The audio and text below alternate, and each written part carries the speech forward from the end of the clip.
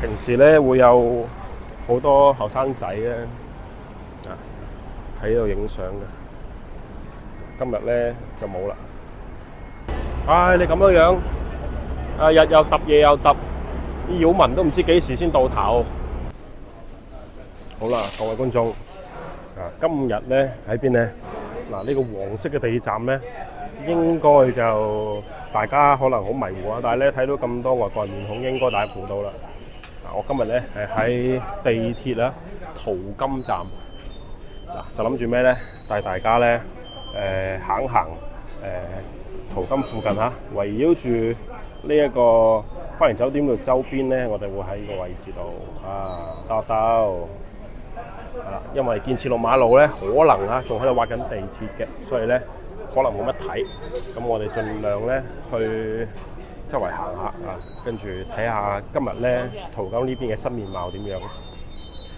咁而家咧22度外邊唔冷唔熱啦，咁算係比較適宜嘅溫度。咁我哋如果從 A 出口呢邊出咧，其實上去就係花園酒店啦。咁我相信花園酒店咧，我哋嘅觀眾咧應該係會好熟悉噶啦，因為花園酒店咧屬於廣州嚟講非常之老牌嘅一個5星級酒店啊。以前咧，我記得花園酒店咧好似係國營嘅，咁後邊咧就換咗一個私人集團去管理啊。而家咧係屬於邊一個集團咧，我就無從考究啦。因為咧作為本地人，其實咧我都好少咧會去花園酒店，冇咩事。邊個會有屋企唔返啊？走去住酒店咧，係咪先？無啦啦，呢個好少可能性㗎嘛。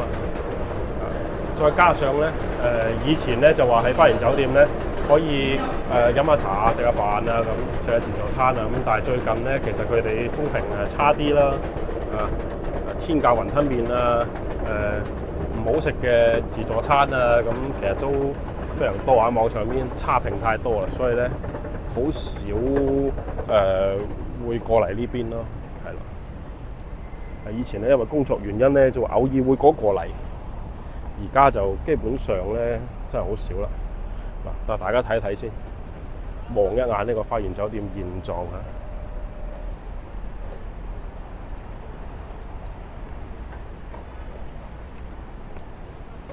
其實係冇乜點變化，但係佢最近咧應該係近2-3年吧，有做過一次外牆重新裝修啦咁其他就冇變嘅。以前咧會有隻聖誕老人喺外立面即係每逢聖誕節，而家就冇噶啦因為之前我喺頻道裏邊分享過嘛，就話咧唔提倡過西洋節日所以咧就基本上而家見唔到有好明顯嘅一啲聖誕節嘅裝飾，特別係一啲國營嘅或者係國字號嘅，或者係事業單位嗰啲咁樣類似嘅，都基本上都唔會有噶啦。咁淘金咧一如既往外國人含量好高喺街上咧你行住咧都會見到唔少嘅外國人面孔呢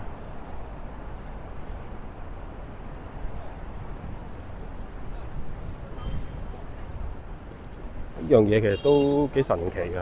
點解咧？得益於小北啦小北路咧確實係聚集咗好多外國人啦，過嚟經商啦，咁佢哋會聚居喺嗰度所以咧行翻落嚟到淘金呢邊咧，就算係一個輻射圈啦。呢個淘金路往前行係華樂路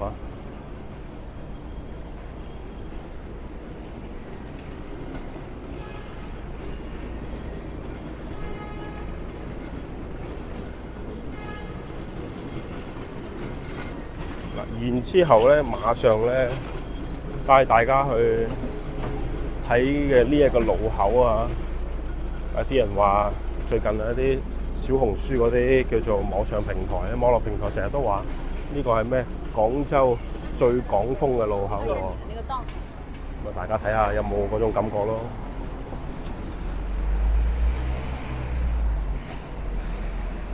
啊，冇錯就係呢度。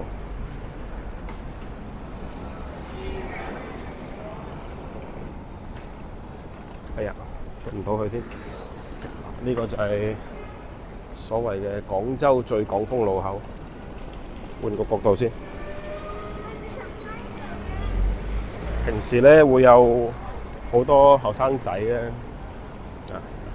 喺度影相嘅，今日咧就冇啦。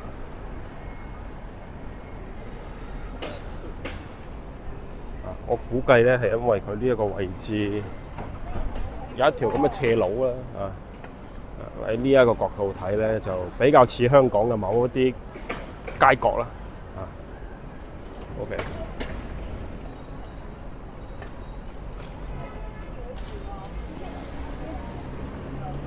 咁啊睇完啦咁啊我哋都嗰個馬路啦。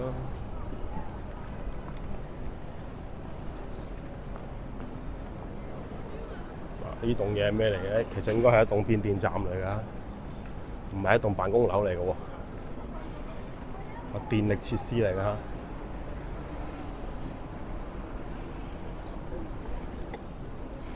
我哋咧確實你話廣州咧喺呢邊，即係比較有80、90年代嘅港風嘅味道咧，唔出奇㗎。點解咧？因為呢邊啊，其實咧發展得時間早啊，咁你肯定要揾個目標借鑑下啦。咁肯定啦，當時嚟講要借鑑，肯定係借鑑香港啦，係咪先？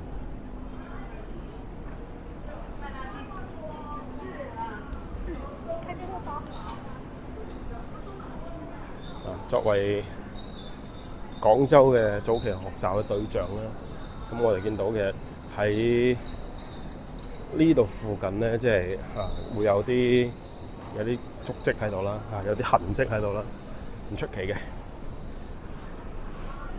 畢竟呢度以前係廣州嘅 CBD 曾經嘅 CBD 環市路附近咁啊！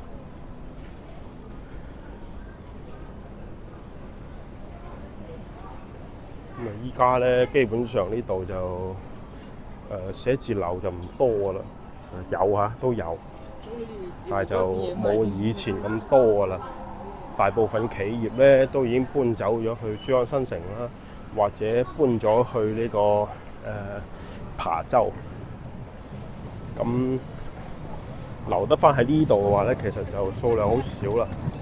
當然啦，有㗎嚇，我哋認識嘅一啲比較大嘅企業咧，譬如話華為咁其實佢哋咧一直都係喺呢度附近辦公嘅。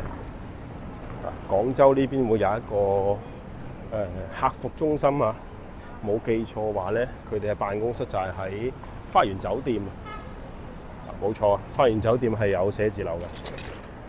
其實我都係後邊先知道。除咗酒店之外咧，佢係會有一部分嘅寫字樓。咁當然啦，63層都有啊。細個咧，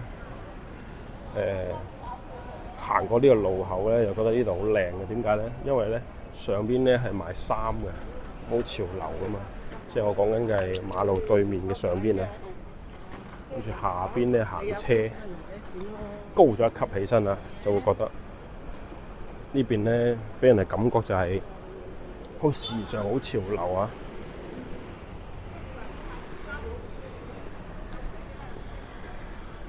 不過咧，越嚟越大個就真係好少過嚟啦。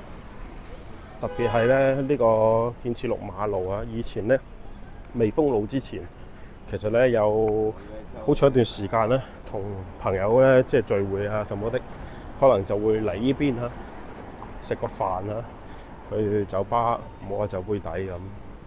但係咧，佢一封咗路之後咧，冇晒呢個想過嚟嘅慾望，因為一條路亂糟糟、邋邋遢遢，都算啦。仲要乒乒乓乓，而且開車又開唔到過嚟喎。咁啊，坐地鐵咧行過嚟又真係一身汗啊，所以咧基本上都好少會再喺呢邊食飯聚餐。最重要其實係佢環境啊，太糟糕啦！嗱，我行出去建設6馬路呢邊咧，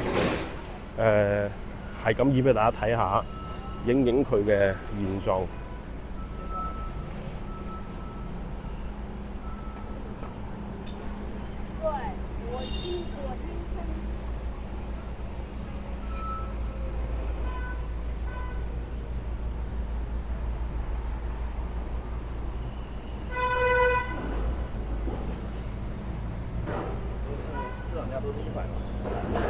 哇！睇下呢啲機轉淡啊！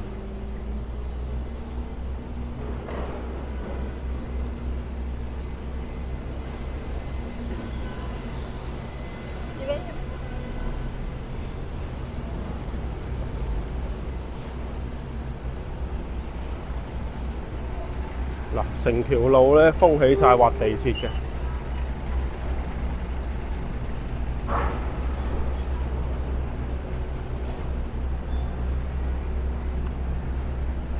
呢度咧有間酒店嚇，叫做海濱司機。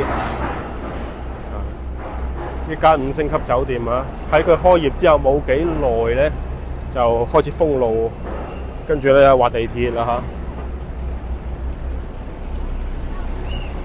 呢個係怡安廣場。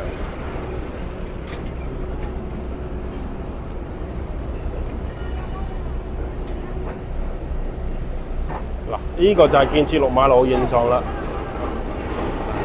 周邊嘅居民咧，同埋酒店咧，真係多得佢唔少啊！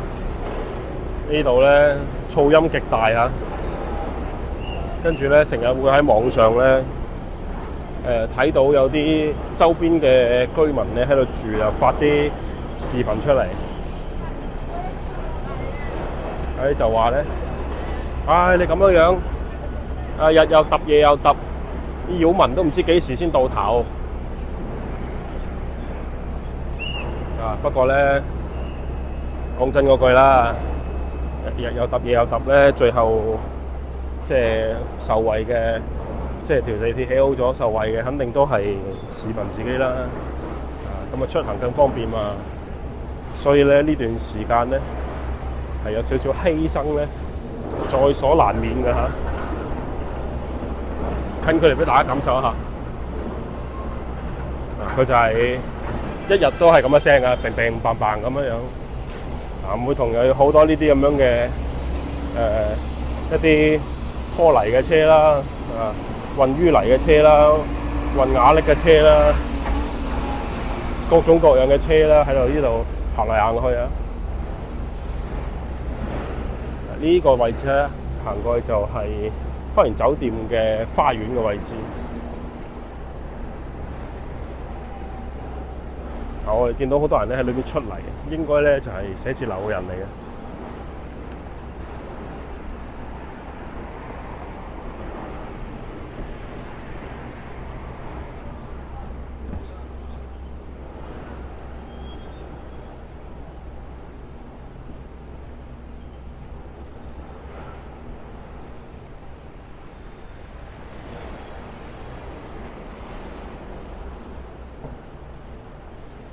然之後咧，我心裏邊其實一直有疑問，就係話咧呢啲街鋪咧賣衫咧，其實就平時我哋見到咧人好少噶嘛。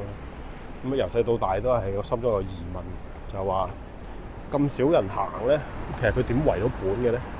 因為你租鋪頭都唔使，都話你話冇成本都好啊，你肯定有租金啦，有人工啦，係嘛？水電費你都要交啊。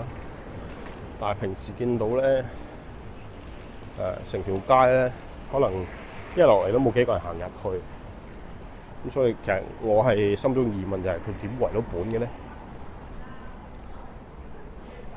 呢個係存在我心裏邊一直嘅疑問，至今仍未被解決啊，未被解答得到。如果有觀眾知道嘅話咧，可以分享一下佢嘅見聞啊。你認為點解呢種咁樣嘅時裝鋪咧生意咁差？佢依然可以咁靚裝修，日日燈光火猛，水電煤咁日日咁燒，點為本嘅咧？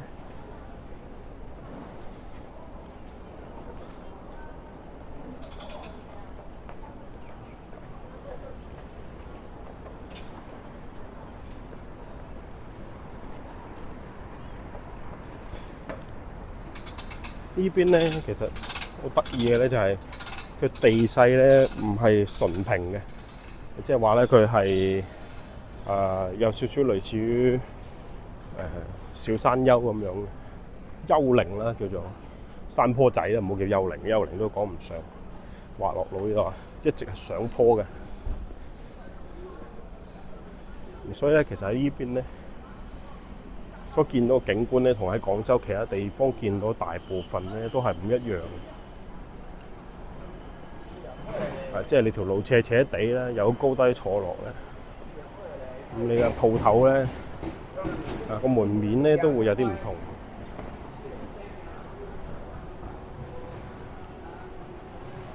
有啲似邊度咧？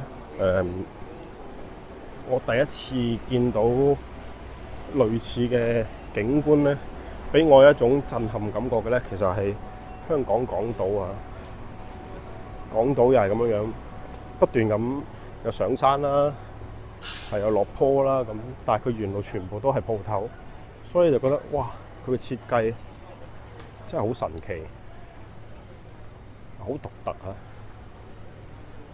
咁喺廣州咧，就係淘金呢邊咧，稍微會有啲咁樣嘅錯落啊，有上下高低差咁樣嘅一啲位置啊。大部分地方其實都係一馬平川，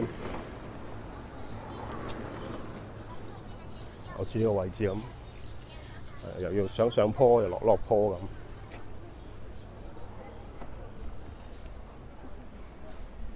呢度叫青龍坊啊！哦，呢個就係大名鼎鼎嘅青龍坊。往入去行一行先。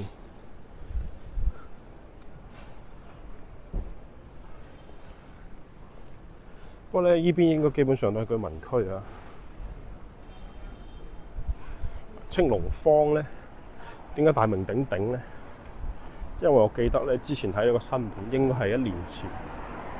就話呢度咧要拆遷啊，跟住咧某啲地方咧拆遷咧個價錢非常之高，傾掂嗰數㗎嚇。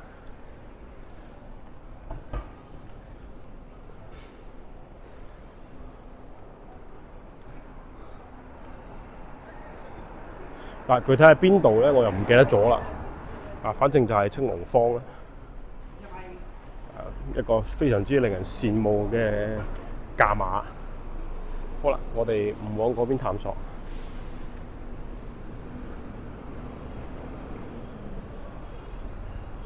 我哋行返另外一邊。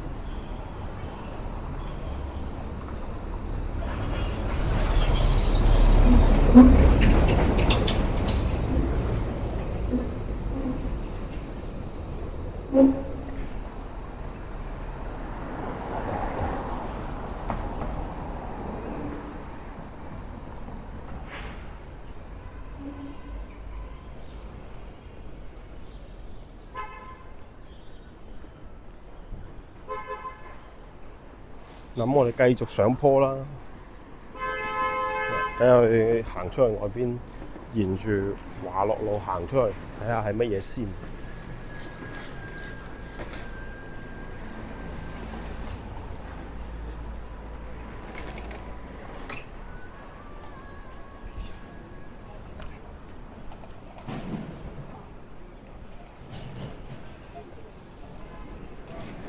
確實咧，廣州電雞真係雖然話喺度整治緊啦，但係咧都仲係好多，多得有啲離譜啊！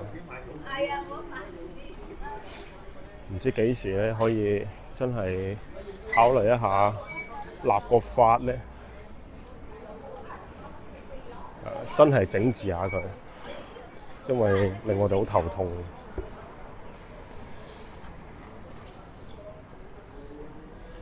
睇下你啲價錢啦，哇係49000方喎，我冇睇錯嘛？44900睇錯咗，隔離鏡啦，63900。哎呀，救命啊！呢度啲房價唔平嘅喎，因為呢度以前咧，我哋叫做咩啊？東山區。咁有冇學位咧？有學位㗎。不過而家咧就冇咗呢個概念啦。不過咧，只要靠近呢一個執信啦，其實喺附近嘅咋。咁你啲房價咧都唔方平得去邊㗎啦。睇下樓上呢個牌，大家睇唔睇到？放大俾大家睇，自己有屋租。哦嗱。咁咧，除咗係讀書之外咧，咁呢邊咧都係比較近嗰幾間大醫院嘛。咁所以咧，我覺得有啲影響啊，就係好多人咧會喺附近周邊咧租屋，跟住咧方便去照顧就醫嘅屋企人啊嘛。咁所以咧有好多呢啲咩一房一廳啊、兩房一廳啊呢啲咁樣嘅。咁樣放出嚟咧就話叫間出嚟俾大家租。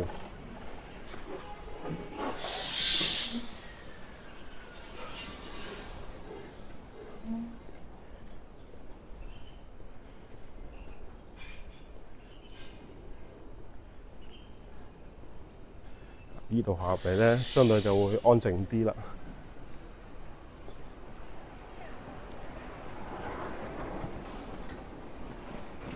青龍坊。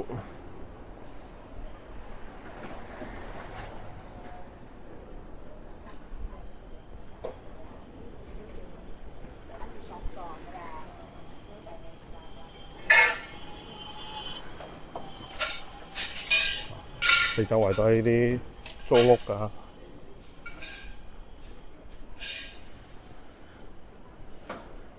因為我呢度行出去咧，我知道喺邊度啦。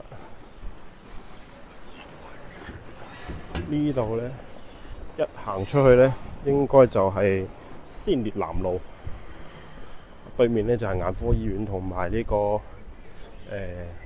中山大學嘅附屬嘅腫瘤醫院嚇。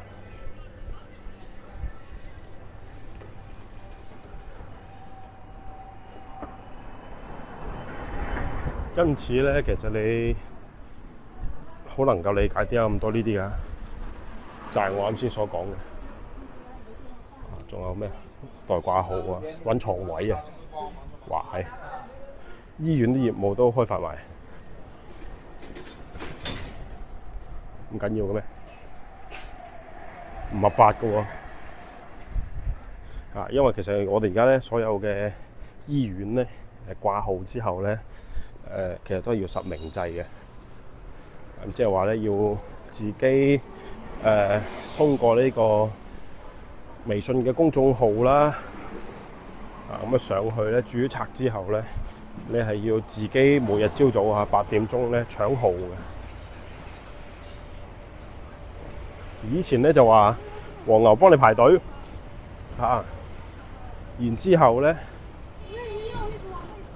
排完隊咧，你係過去就診啦，咁冇㗎，而家冇呢支歌仔唱㗎啦。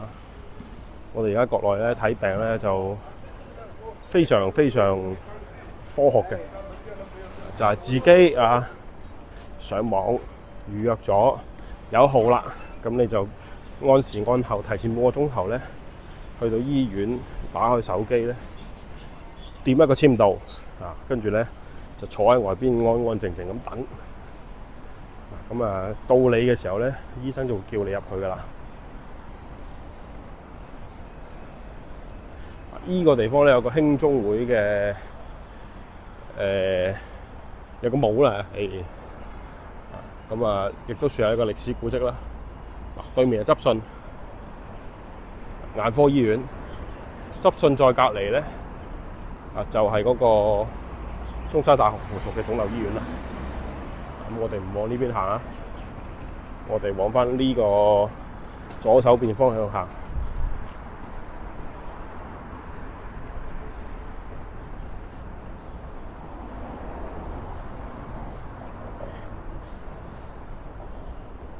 然後跟住咧，最近亦都喺平台上邊咧，有好多啲博主啊，啲外國人咧，就話想過嚟測試一下中國醫療系統啊。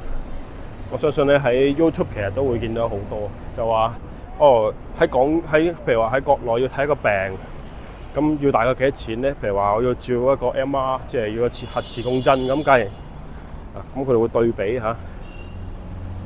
喺美國同埋喺中國，咁咧就去對比一下所花時間啦，同埋價錢啦，咁樣去做一個綜合對比。咁啊幾有趣㗎！如果大家有興趣咧，都可以去睇下。嗱，咁我就唔講結論啦。我淨係想講我知道嘅嘢嚇。就係咧，我哋喺國內如果要照一次呢個核磁共振咧，如果係有醫保報銷嘅情況下咧，可能係300零蚊。因為我冇點照過嚇，但係咧太太有時都會去照下。咁其實我膝頭哥咧，之前整傷過嘅，咁啊做完手術咧，偶爾嚇應該講緊3-4年前咧，仲會比較頻繁咁去即係睇下佢 check 下佢。情況咁樣嘅，咁要照 MR， 冇記錯嗰陣時咧，大概係300蚊鬆啲嘅啫。咁時間咧好快嘅，不過就間醫院唔同啦。咁我今日開單，應該咧就係正常嚟講預約聽日朝早嘅號，咁咧就朝早大概咧10點鐘去到醫院啦。咁一般咧就係1個鐘頭之內搞掂噶啦。跟住下晝咧就已經出報告啦。快嗰啲咧，1個鐘頭內有報告，即刻可以翻去醫院咧，就揾翻值班醫生幫你睇添。就咁樣嘅一個流程。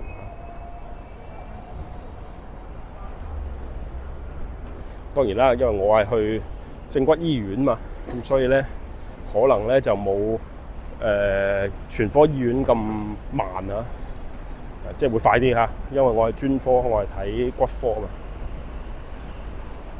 嗱，行翻去呢邊咧。呢個位置就係歐莊立交嚇，俾大家睇下，開滿晒花嚇。上邊呢啲咧就係之前成日講嘅啦，異木棉啦，紫紅色好靚嘅。嗰啲咧好似係咪叫做咩嘢含梅啊嘛？呢一種花我都唔係搞得好清楚。有識嘅咧，都可以喺評論區教下我啊！如果有觀眾知道呢一種係咩花嘅話，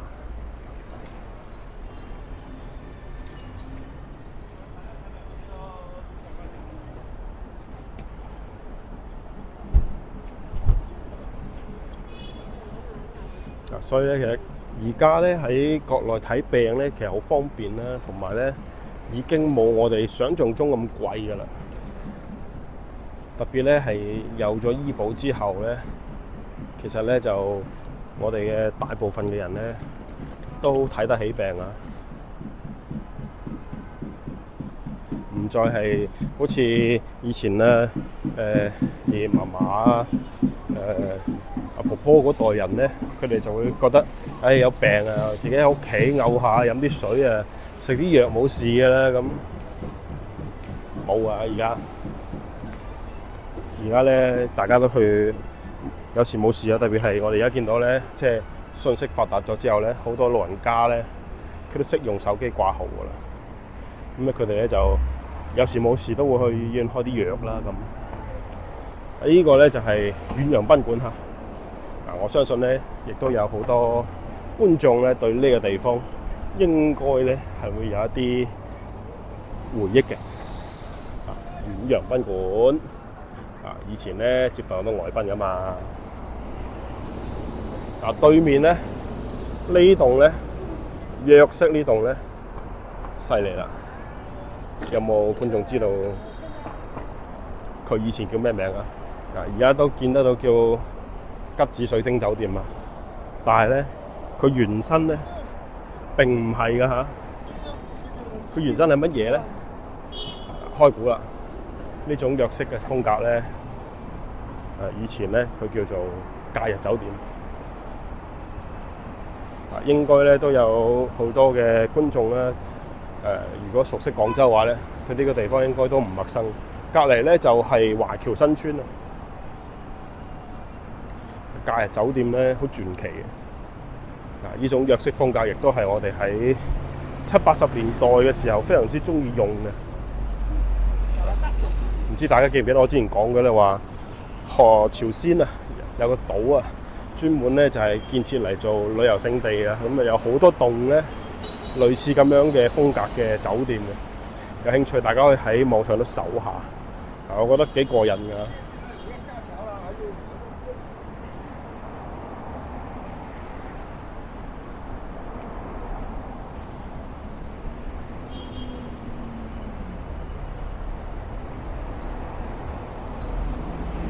嗱，咁而家翻嚟呢度咧，喺邊度咧？呢度係環市路啊。環市路呢邊咧，其實冇咩太大變化。整體嚟講咧，同之前咧就都大差不差。除咗我覺得咧就綠植啦好啲啦，即係多啲啦，跟住係咯，路上邊電雞多啲咯，其他都冇咩太大變化。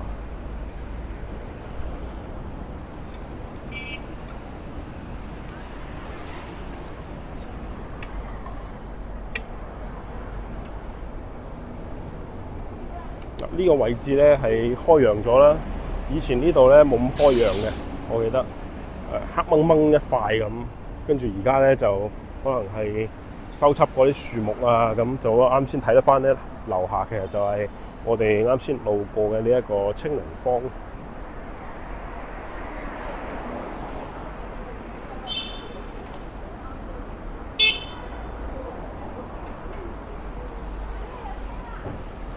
大家睇到嘛？大同酒家呢度寫住食咗飯未？大同酒家咧，冇錯係我哋熟知嗰個大同啦，1938年開嘅。咁佢就曾經咧就一度點講啊？經營困難過，而家咧捲土重來啦。我好中意呢個地方。一條橋啊！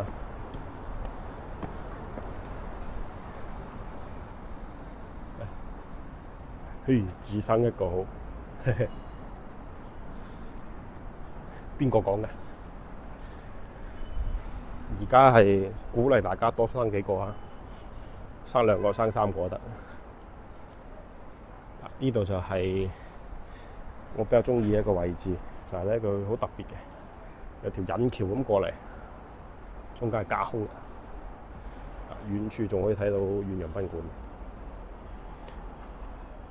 樓下就係青龍坊社區。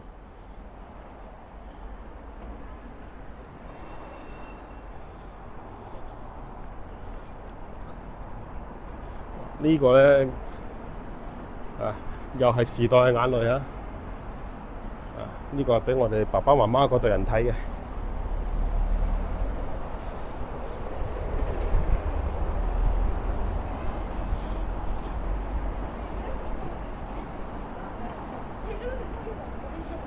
而家已經不復存在㗎啦嚇！講而家喺中國咧，你想生幾個得嘅？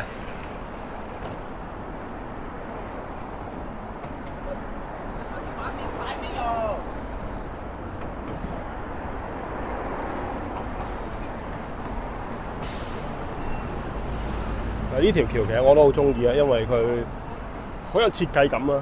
佢咁樣過去，不過咧使用嘅頻率應該唔算太高。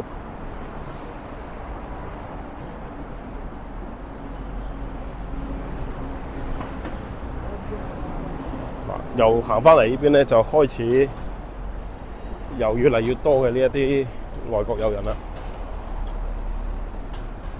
又入翻佢哋嘅聚居區啦。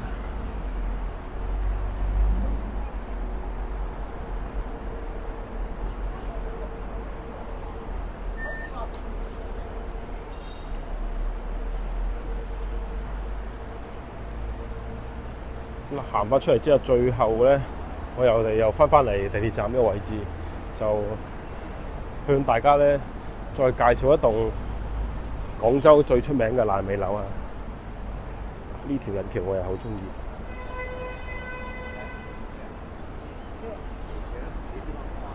唔係呢度啊，爛尾樓喺前面。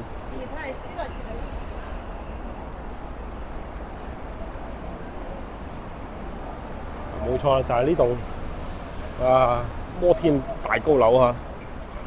呢棟樓咧叫咩名咧？好似叫做正佳國際啊！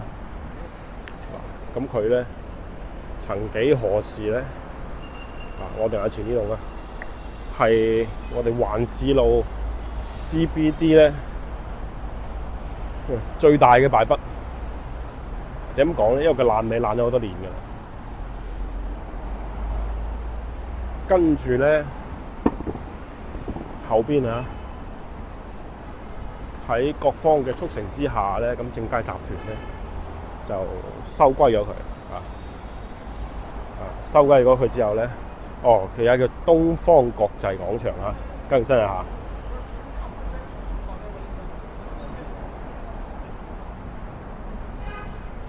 跟住咧就將佢改建咗將佢收咗尾，然之後咧佢就唔再係一個爛尾樓啦。咁但係咧，而家佢嘅情況咧好複雜啊，裏邊有公寓、有辦公室啊，亂七八糟咩都有嘅。咁我哋見到咧，不斷咧裏邊會有好多嘅外國人湧出嚟。我就將佢打一個唔係好恰當嘅比喻，就係咩咧？佢就係廣州嘅呢一個重慶大廈。類似雖然唔好恰當但係咧，我覺得大家應該可以感受得到佢嘅情況同埋佢嘅處境，好高啊！好啦，嗱，咁我哋今期咧帶大家睇咗淘金路啦、華樂路啦、青龍坊呢一帶咁呢一邊咧，而家大概就係發展成咁啦，唔知大家覺得點咧？如果中意我視頻咧，可以點個訂閱啦，我會持續更新，帶大家去睇廣州新面貌嘅。同埋咧可以點個 like 轉發出去，俾更多人知道。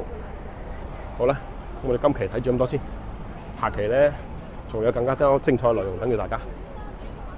下期見啦，拜拜。